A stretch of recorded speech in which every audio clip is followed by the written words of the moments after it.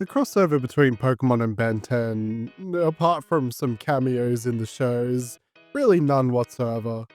But upon rewatching it and getting to Ben 10 Ultimate Alien, had me thinking about Pokemon having ultimate forms. Ben 10's Ultimate Aliens are kind of what-if transformations if the alien evolved further from surviving in adverse conditions, becoming the peak of their species. So yeah, this is kind of the idea here. I've got one Pokemon from each gen to do here, so let's jump in with Gen 1 with, of course, Pikachu, or should I say, Peek-a-Chu.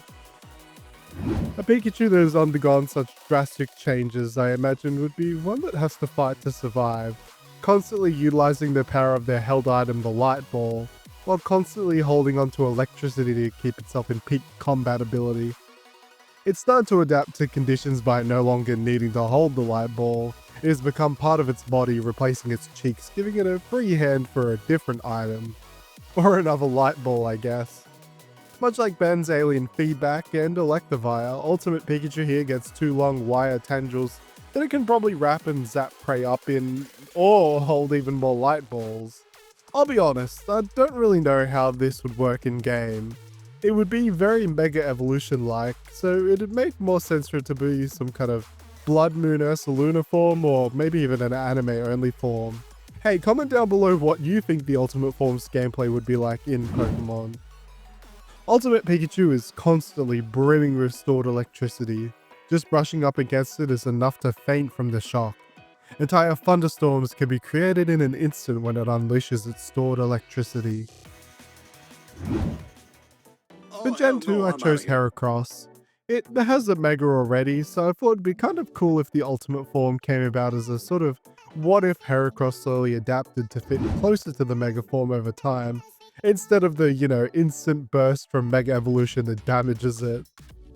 I love Eedle from Ben 10, specifically the Omniverse design though. I don't like that weird humanoid Eedle, it's unsettling. But this Heracross's horn grows larger, oh baby, and gains a set of arms more reminiscent to that of the Mega. Can probably fire out of them as well. Thinking about an anime series where we get a new character who uses only these ultimate Pokemon and unleashing their forms during battle would kind of be peak.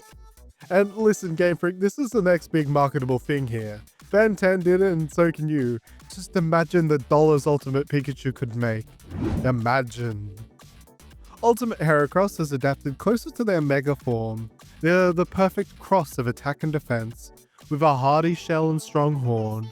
Entire trees are ripped out simply from a swing of its horn's uppercuts. Up next for Gen 3 we have Swellow.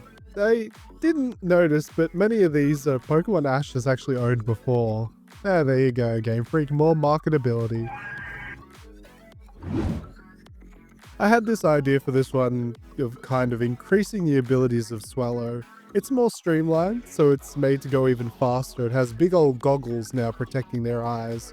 Probably from the thunder that will hit it for thunder armor or something. It's a better predator now and has a large talons for ripping. And this is a weird thing, but I decided to give it these arrows beneath the wings, which I thought would be cool if we could now kind of fire them out like razor sharp feather sprays. Feels very much like a Ben 10 alien's ability to do something like that. Again, typing wasn't really something considered as I went into these, but it'd be kinda cool if this one gained like Flying Steel type with Lightning Rod or Gale Wings. Really sell it as this scary giant bird predator. Ultimate Swellow is built to tear through even the strongest wind currents like a knife. When it spots prey, they can either swoop in with sharp talons or unleash a torrent of razor blade feathers to cut up their prey. Gen 4 had so many options, but I settled on one of my faves in Floatzel. I get that Floatzel is a raft, but I always felt like that part would slow it down and make it weaker in the long run. So Ultimate Floatzel cuts down on the floaties parts, keeping them only to the arms, legs, and tails, but now they serve a different purpose, pumping water through their body quicker, turning the areas that once were floaties now into water jets. I kind of think it would be a water flying type now, playing off those kind of water hover devices, allowing it to do a bit of an Iron Man in water and in the sky. Another Mon with the goggles, don't worry, these are the only two here in the video that have them though. I just think this design is really cool and honestly could work well as a mega as well. In the coloring phase, I ended up changing the neck and body parts to be a sort of water pattern, being the area where they hold most of their water before pumping them out. And it was the perfect addition to just make it look, well, ultimate. Ultimate Floatzel uses their powerful flotation devices to now pump water throughout their bodies, allowing them to shoot water out with enough force to fly through both water and the sky. Nowhere is safe from Ultimate Floatzel's attacks. Gen 5 is one of my favorite gens, so I struggled to figure out who I wanted to do. I settled on Reuniclus, my little jelly baby boy. In its ultimate form, I thought it'd be cool if it continued on its path of life and has fully realized itself and become a human shape. Well, at least its outside fluid body has. This has very much a Goop from Ben 10 feeling to it now. Just instead of a UFO, it's now just two little Reuniclus controlling the body. I like the idea of it having multiple Reuniclus in it. One fully formed, ready for battle and honestly looking a bit like an Adventure Time character, and one underneath still kind of growing. Maybe Ultimate Reuniclus splits apart and quickly creates multiples of itself to survive, like Echo. While this one isn't the most out there transformation, I think the concept itself is cool, and maybe one day it won't need the fluid and Reuniclus will step out as some giant buff baby itself ready to throw down. Ultimate Reuniclus has honed its body and psychic powers with the help of a secondary unit. Together they use overwhelming force both physically and mentally to crush anything in their way. Entire cars are quickly crushed from their psychic powers. Gen 6 I instantly went for Heliolisk.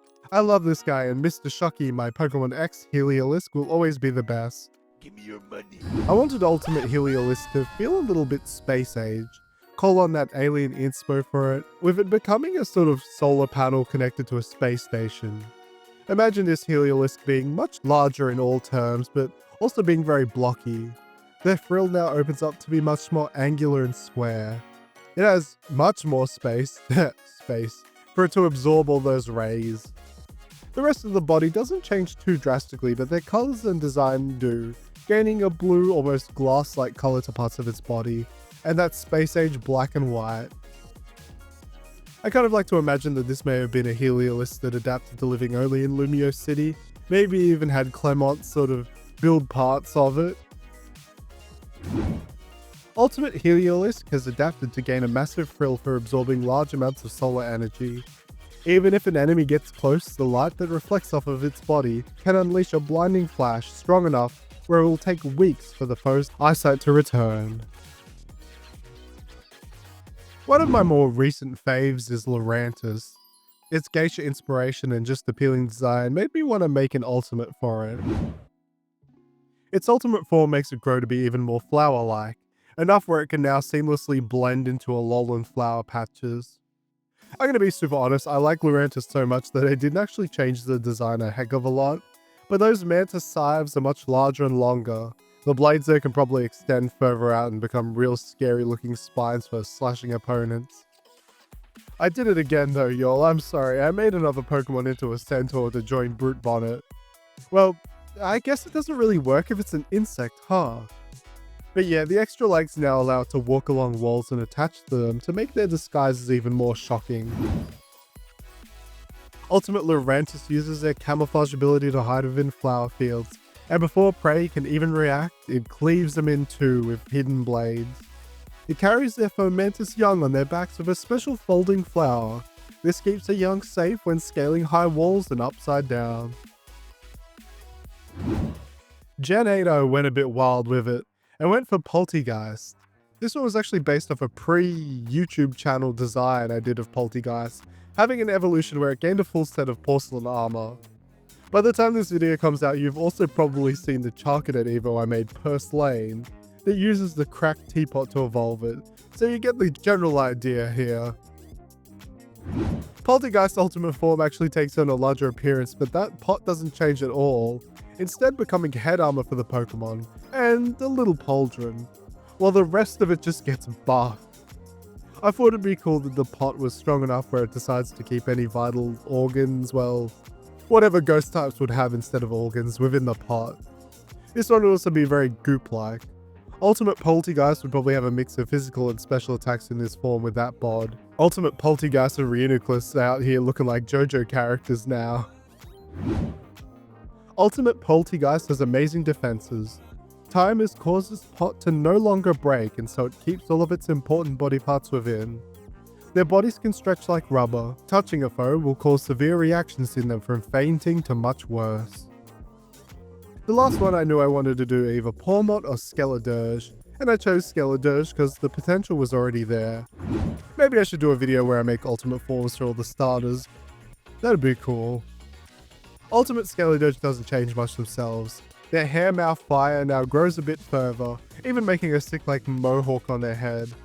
It does ruin the sort of orchestra stage idea that they have for their head a bit, but the birdie no longer needs it, as it's now a full-on screaming phoenix. That's right, the ultimate Skeledirge is actually the ultimate Skelly bird. Skeledirge does give some help though, as now their tail has become a bit of a new bird egg that doubles as a microphone for their bird, and it to scream into, able to do devastating duets.